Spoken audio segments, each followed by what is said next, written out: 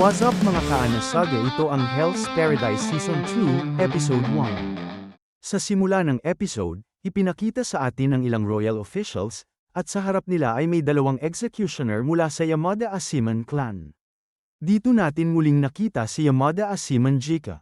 Sinasabi ng mga royal sa kanya na siya lang ang nag-iisang nakabalik mula sa isla, kaya tinanong nila kung ano ba talaga ang nangyari roon at kung ano ang nakita niya sa lugar na iyon. Dito nagsimulang magkwento si Jika. Ipinaliwanag niya kung paano tinipon ng mga kriminal para ipadala sa isla upang hanapin ang elixir of life. Lahat raw yun para sa kapakanan at moralidad ng mga royal. Ang bawat kriminal ay ipinartner sa isang miyembro ng Yamada Asiman clan. Si Jika naman ay napunta kasama ang kanyang ama. Isang araw, inatake sila ng isang halimaw, pero agad itong napatay ng ama ni Jika. Dahil doon, nakaligtas si Jika at nagawa niyang makaalis. Ngunit habang paalis na siya, hinayla siya ng malalakas na alon, at sa halip na tuluyang makalayo, napunta siya pabalik sa islang pinanggalingan nila, hindi mismo sa Hell's Paradise. Nagulat ang mga royal at kinwestiyon kung talagang nakarating ba siya sa isla, lalo na't mahigit 60 tao ang bigla na lang nawala. Sinabi ni Jika na hindi na siya makakapagbigay ng mas maraming detalye, pero may isang mahalagang babala siyang gustong iparating, kung may balak pa raw silang pumunta sa isla, mas mabuting huwag na, dahil ang lugar na iyon ay hindi kabilang sa mundong ito. Dahil sa sinabi ni Jika, lalo pang nagalit ang mga royal. Iniisip nilang kabastusan ang asal niya at handa na sana siyang pagsabihan. Pero may isang lalaking kasama nila ang pumihil. Nang marinig ng royal kung sino talaga ang taong yon, bigla siyang tumahimik at nag-iba ang tono. Pagkatapos nito, binasa ang isang utos mula sa shogun. Ayon sa mensahe, may bagong obserbasyon na gagawin, at pipiliin ang pinakaangkop na mga miyembro ng Yamada Asiman para sa susunod na misyon. Ang mamumuno sa desisyong ito ay ang parehong lalaking katabi kanina ni Jika. Paglabas nila, makikitang malungkot si Jika, pakiramdam niya ay mga simpleng piyesa lang sila na ginagamit. Pero ang kasama niyang opisyal ay galit na galit, sinasabihan siyang ayusin ang kanyang asal at kumilos bilang isang tunay na samurai. Humingi na lang ng paumanhin si Jika. Gayunpaman, inutusan niya si Jika na sumama sa misyon, at malinaw na babalik sila sa isla sa lalong madaling panahon. Kitang-kita ang takot ni Jika, ayaw na niyang bumalik sa lugar na iyon. Pero biglang napahagulgol ang opisyal, sinasabing dapat ay may ulat na silang natanggap noong ikalawang araw, pero ikatlong araw na ngayon at wala pa ring balita. Ibig sabihin, sina Gabamaro, Sagiri, Tenza, at ang iba pa ay maaaring nasa matinding panganib. Dahil dito, hindi na siya pwedeng maghintay pa. Sang-ayon si Jika na talagang nakakaalarma ang sitwasyon.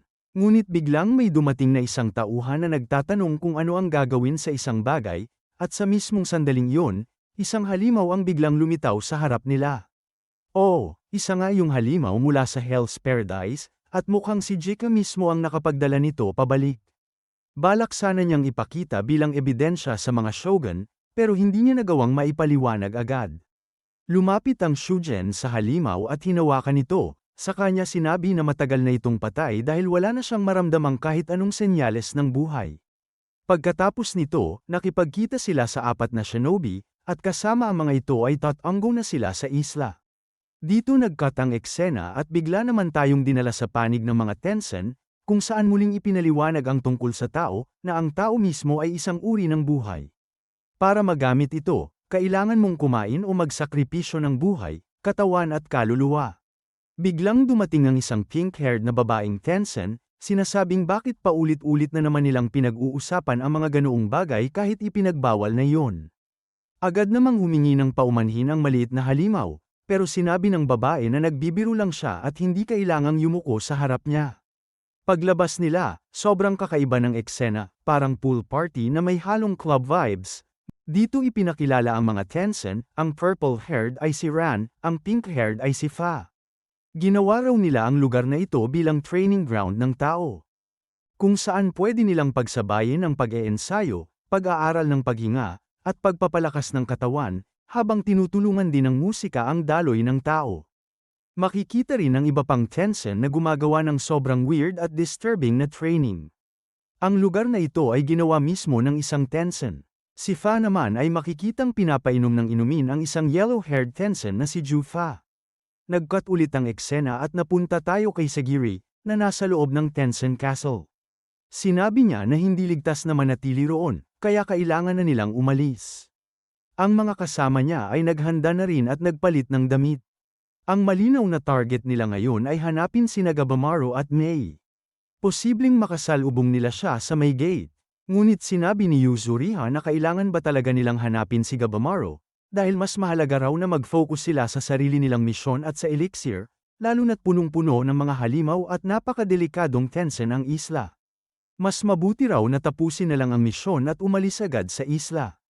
Pero tumanggi si Sagiri. Sinabi ni Yuzuriha na para raw yun kay Sagiri, pero diretsahang sinabi ni Sagiri na umaarteng mabuti lang siya.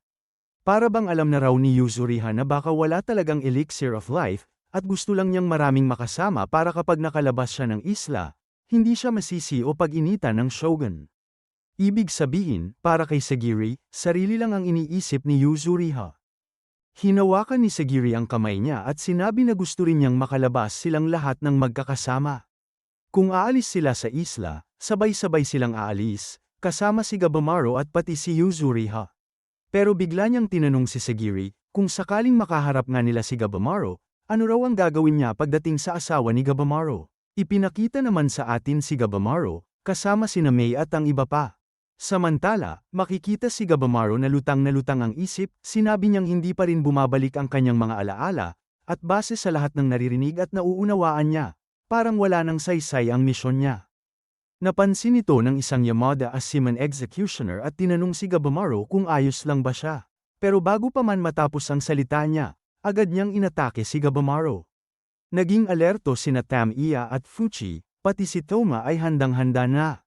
Muling umatake si Gabamaro at dinurog niya ang leeg ni Asia, pero nagbabala si Mei, may napakalakas na tao sa loob nito. Kahit basag ang leeg, buhay pa rin si Asia, at binuhat niya si Gabamaro saka ibinagsak ng malakas. Nagulat sina Tamiya at Fuchi, basag na ang leeg, pero gumaling agad. Plano niyang bugbugin, atali, at pigain ng impormasyon si Asia, pero sa realidad, siya ang unti-unting natatabunan sa laban. Inatake niya ang mga mata ni Asia, at doon mismo nagulat si Asia, hindi normal para sa isang tao ang ganitong galaw. Patuloy ang pag-atake ni Gabamaro habang patuloy ring nagre-regenerate si Asia. Umabot pa sa puntong ginamit ni Gabamaro ang kanyang mga ngipin para punitin ang leeg ni Asia, dahil tutok siya sa mga weak point nito. Nasabi pa ni Fuchi na sobrang brutal ng laban. Parang dalawang mababangis na hayop ang naglalaban. Si Asia naman ay parang walang pakialam, paulit-ulit lang na near-regenerate ang katawan at sinasabing wala lang sa kanya ang mga atake. Sinabi pa niya na alam na raw niyang hindi normal si Gabamaro, kaya sinadya niyang tanggapin ang ilang tama, pero sa huli raw ay mahina pa rin si Gabamaro. Pagkatapos nito, binugbog niya ng todo si Gabamaro. Napansin ni Tamiya na kahit anong gawin, mas malakas talaga si Asia sa ngayon, at nagtataka siya kung bakit tila humina si Gabamaro kumpara noon, lalo na pagkatapos nitong mawalan ng malay dati. Si Mei naman ay nakikita ang tao ni Gabamaro, pero ramdam niyang may mali rito, parang kulang, parang hindi buo. Sinabi niya ulit na kailangan magkasabay ang lakas at kahinaan, dahil sa kahinaan nagsisimula ang binhi ng lakas. Pero kay Gabamaro, wala na ang binhing yun, may isang mahalagang bagay na nawawala sa kanya. Kahit ganoon, muling lumaban si Gabamaro, pero walang awa ang pambubugbog ni Asia. Inutusan ni Asia ang kapatid niya na patayin ang iba. Si Toma ay una munang tinarget si Tamiya, pero sinagot siya nito, akala mo ba madali mo akong matatalo dahil isa lang ang kamay ko? Huwag mo akong minamaliit. Sa sobrang galit, binangga ni Tamiya si Toma. Sinabihang pulutin ang espada niya dahil kaya siyang talunin kahit walang armas. Binalaan ni Fuchi si Tamiya na may mali sa lalaking yon, pero pinaalalahanan din siyang miyembro pa rin yun ng Yamada clan. Hindi pa rin nagpakalma si Tamiya, ayaw na ayaw niyang minamaliit siya.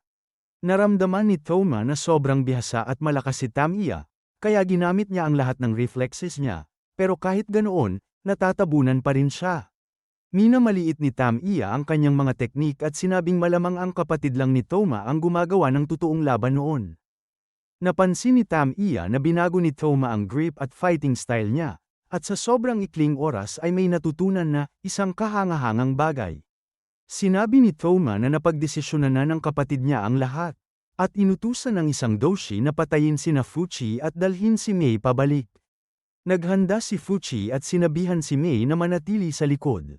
Sa kabilang banda, tuloy pa rin ang laban ni Gabamaro at Asia. Iniisip ni Asia na kahit matibay si Gabamaro, madali pa rin niya itong mapapatay, dahil kaya niyang basahin ang galaw nito gamit ang tao at kaya rin niyang mag-regenerate. Muling umatake si Asia, at napagtanto ni Gabamaro na sobrang lakas talaga ng kalaban. Naalala niya ang sinabi ng kanyang chief, hindi madaling mamatay ang isang shinobi, at kung mamamatay ka man, siguraduhin mong wala nang magagawa ang kalaban mo. Biglang nagliyab ang katawan ni Gabamaro, pero minamaliit pa rin yun ni Asia, sinasabing yun na raw ang huling galaw niya. Akala ni Asia ay isinasakripisyo na ni Gabamaro ang sarili niya, pero gagawin pa rin daw niyang patayin ito. Doon ginamit ni Gabamaro ang kanyang nanjutsu, sinusubukang sunugin si Asia. At sa wakas, hindi agad nakapag-regenerate si Asia, isang malaking problema para sa kanya. Sinabi ni Asia na mamamatay silang dalawa, pero sagot ni Gabamaro, wala siyang pakialam, dahil wala na rin naman siyang maalalang malinaw na layunin. Kung mamatay man siya, may papalit lang sa kanya, ganito raw ang buhay ng mga shinobi. Wala na siyang mawawala, at ang mga taong may inaasahang mabuhay lang ang hindi kailanman makakatalo sa kamatayan. Bigla, nakaramdam si Gabamaro ng bagong lakas, makikita si Asia na unti-unting nagtatransform. Sa harap ni Gabamaro, nagkaroon na siya ng isang ganap na monster form, isang nakakatakot at napakalakas na anyo. Kung nagustuhan mo ang recap na to, i-like mo na agad ang video, mag-subscribe ka sa channel, at i-on ang notification bell para hindi ka mahuli sa mga susunod na episode ng Hell's Paradise at iba pang solid anime recaps. Mag-comment ka rin kung ano ang pinakagrabing eksena para sa iyo at kung ano sa tingin mo ang mangyayari sa susunod na episode. Hanggang sa susunod, stay sharp, stay high, at kita-kits sa next video.